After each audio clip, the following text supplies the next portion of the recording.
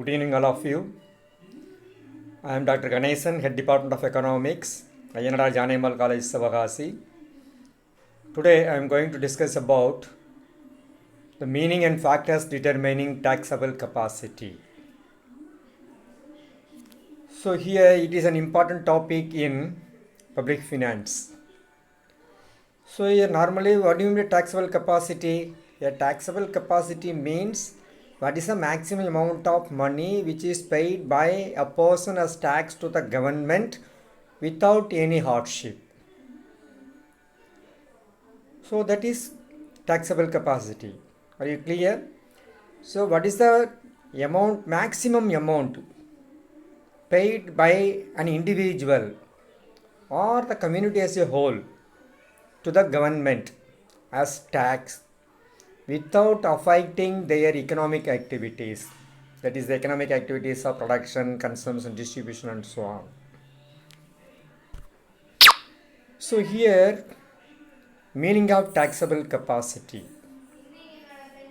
the maximum capacity of a country to pay the taxes without much hardship and loss of economic welfare. So here you can remember three words: maximum capacity, without much hardship and loss of economic welfare. So here what is the maximum amount of money which is collected by a country as tax without much hardship and loss of economic welfare? So here when an individual is paying tax to the government means he forgo his present consumption or he sacrifice his consumption, and by way of that only he is making tax to the government. So his economic activity will be affected when the government is imposing tax on the individual. So without affecting the economic activities of an individual person or the community as a whole, how much amount of money as a maximum is paid by the people to the government? So that is called taxable capacity. So here capacity of the people to pay taxes beyond which productive efforts and efficiency of production begin to suffer. So to the maximum, after the maximum level, suppose for example the maximum level is 25%. Suppose if the government is imposing tax over and above the 25%, that is 30% or 40%, definitely it will affect the productive effort of the people and also it will affect the efficiency of production. So here without affecting the productive effort of the people, how much amount of money as a maximum the government can collect from the people, that is called maximum capacity or taxable capacity.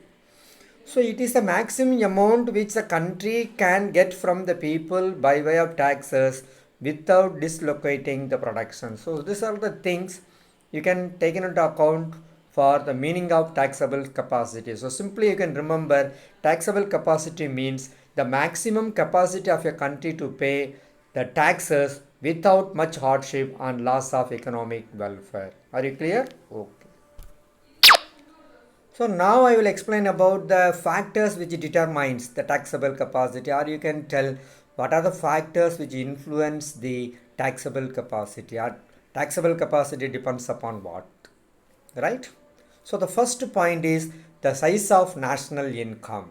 The size of national income. So taxable capacity is the function of national income.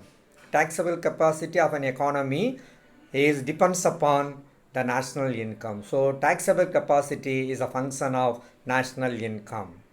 So here when there is a larger size of national income, the taxable capacity will be greater and vice versa. Suppose an economy is having greater national income, that means the taxable capacity of the people who are living in that particular economy is high and vice versa. So here there is a positive relationship between the size of national income and the taxable capacity. So when the size of national income is high, taxable capacity is also high, and when the size of national income is low, the taxable capacity is also low. So that is the first point or first determinant of taxable capacity, that is the size of national income. You take into account of the developed countries, the national size of national income is high, that means the people are having high taxable capacity. And you take into account of the developing countries like India, here the total national income or the size of national income is less, it means the people who are living in India, we are having less taxable capacity. Then point number 2, the size and rate of growth of population. What is the size of population and what is the rate of growth of population in a particular economy? That is also one of the factors which determines taxable capacity. So here larger the size of population, the lower will be the taxable capacity and vice versa. So suppose in an economy the size of growth of population is high. Here what will happen means the taxable capacity will be low, because whatever the income earned by the people, everything will be used for consumption purpose. Nothing will be in the hands of the people to pay tax to the government. So larger the population, the lower will be the taxable capacity and vice versa. So here there is an inverse relationship between size of population and taxable capacity. That is, when population increases, taxable capacity decreases, and when population is less, the taxable capacity is high. So it explains an inverse relationship between the size of population and taxable capacity. Okay, and the third point, the distribution of income and wealth. So here how the income and wealth in the economy will be distributed, or how the income and wealth among the people will be distributed, whether the income and wealth will be equally distributed or unequally distributed. According to that, the taxable capacity will be determined. So here equal distribution of income and wealth, the taxable capacity will be high and vice versa. So in an economy, the income and wealth are equally distributed among the people. So all people are having a good amount of income in their hands and they are ready to pay tax to the government. So definitely the taxable capacity will be high and vice versa. It means when the income and wealth are unequally distributed or unequally distributed, so the taxable capacity of the people will be low. So here also we are witnessing an inverse relationship between the distribution of income and wealth and the taxable capacity. So here the distribution of income is equal, more taxable capacity. If it is unequal, less taxable capacity. Then the fourth point, pattern of taxation. So here pattern of taxation means the system of taxation is broad based, the taxable capacity will be high and vice versa. So it means whether a particular economy is following only one tax system or diversification of taxation or multiple tax system. If an economy is following multiple tax system, so definitely it can collect more amount of tax from the people in different ways, both directly as well as imposing indirect tax. So definitely that leads to increase the taxable capacity. And on the other hand, if a country is following only one tax, so here the taxable capacity will be less. So what type of taxation pattern we are following, according to that the taxable capacity will be determined. Multiple tax system, more taxable capacity. Single tax system, less taxable capacity. Then the fifth point, the stability of income. So here whether the people in an economy is getting stable income or unstable income, right? So the stability of income is one of the important factors which determines the taxable capacity. So here income of the people is stable, the taxable capacity is high and vice versa. So stable income leads to high taxable capacity and unstable income leads to low taxable capacity. So there is a positive relationship between the stability of income and taxable capacity. So when there is more stable income in the economy, that leads to more taxable capacity, and unstable income in the economy, that leads to low taxable capacity. You take into account of industrialized countries or advanced countries, here the income of the people are very much stable. So their taxable capacity will be high. But you take into account of country like India, we are based on agrarian economy, or the country which depends upon agriculture sector, that will provide unstable income to the people because agriculture depends upon monsoon. So that is, the external factors play an important role in determining income of the agricultural people. So here the people here the uh, agriculture depends upon monsoon and other things. So here nature fails, the income from the agriculture activities will be reduced. So there is unstable income in the agricultural sector. So that leads to less taxable capacity. So industrialized countries, the people are having more taxable capacity, and agricultural countries, the people are having unstable income and less taxable capacity. Then the next point is the nature of public expenditure. So here, whether the government is spending the money collected from the people on productive purpose or unproductive purpose, according to that the taxable capacity will be determined. Suppose if the government is spending more money on productive purpose, that is productive expenditure, that leads to more taxable capacity, and unproductive expenditure leads to less taxable capacity. If the government is spending more money on productive purpose, that will leads to increase the income of the people. Automatically people are having affordability to pay tax to the government, so the taxable capacity will be high or increased. And on the other hand, if the government is spending more money on unproductive purposes, so here it will not create any income in the economy. So at that time people are not getting income, so the taxable capacity will be high. So productive expenditure leads to more taxable capacity, and unproductive expenditure leads to less taxable capacity.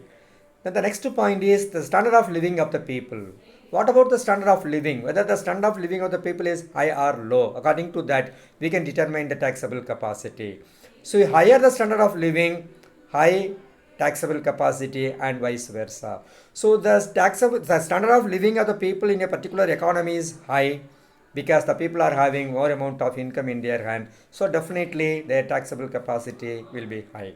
And on the other hand, if the standard of living of the people in an economy is poor, people are not having adequate amount of income to meet out their day-to-day expenses. So definitely they are not having affordability to pay tax to the government. So definitely the taxable capacity will be less. So high standard of living leads to high taxable capacity, and less standard of living leads to less taxable capacity. So here also we are witnessing a positive relationship between the standard of living of the people and taxable capacity.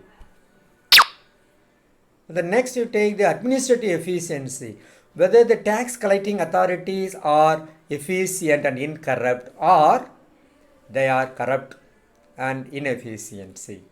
If the tax collecting authorities are efficient and incorrupt, automatically there is no possibility of tax evasion. So definitely the authority they collect more amount of tax, the taxable capacity will be high. And on the other hand, if the tax collecting authorities or the administrative authorities are inefficient and corrupt, so that leads to low taxable capacity. So here there is a positive relationship between administrative efficiency and taxable capacity. More efficient administrative capacity, that leads to high taxable capacity, and on the other hand, the inefficiency in administration, that leads to low taxable capacity. Then the next point, the economic situation, whether the economy is in prosperity or in depression. According to that, we can determine the taxable capacity. So during the period of boom or prosperity, the taxable capacity will be high. So during the time of boom or during the time of prosperity, all the economic activities are in higher position. So people are in the economy, profit will be high. The private individual, they invest more money on productive purposes. So investment activities will be increased, employment will be generated, income will be income in the hands of the people will be high. So automatically that leads to increase the taxable capacity, or during the time of inflation, or during the time of boom or prosperity, the taxable capacity of the people will be high. And on the other hand, during the time of depression, the taxable capacity will be low, because during the time of depression, all the economic activities are in low position or under position. So at that time, low employment, low income, so low taxable capacity. So during boom period, the taxable capacity will be high, and during depression period or deflationary period, the taxable capacity will be low. And then the political conditions, whether the political condition is stable or unstable, according to that we can determine the taxable capacity. So in an economy, the political condition is stable, that leads to high taxable capacity, because the stable political condition only provides some sort of benefit to the industrial people. So they can come forward to invest their money in productive activities. The industrial activities will be expanded, people are getting income, that is, people are getting employment and income, so automatically that leads to higher income in the people, that leads to more taxable capacity. But on the other hand, the political condition of an economy is unstable, that leads to low taxable capacity. So stable political conditions leads to high taxable capacity, and unstable political condition leads to low taxable capacity. Then the last point, the psychology of the taxpayers. Whether the taxpayers are highly patriotic and sentimental or not. If the people who are living in a particular economy are highly patriotic and sentimental, people are ready to pay more tax to the government, and the taxable capacity will be high, and vice versa. So dear viewers, kindly go through the video carefully and understand the meaning of taxable capacity and factors determining taxable capacity. Dear friends, those who are not subscribed my channel, kindly subscribe and get and listen the video carefully and get benefit out of it. Thank you.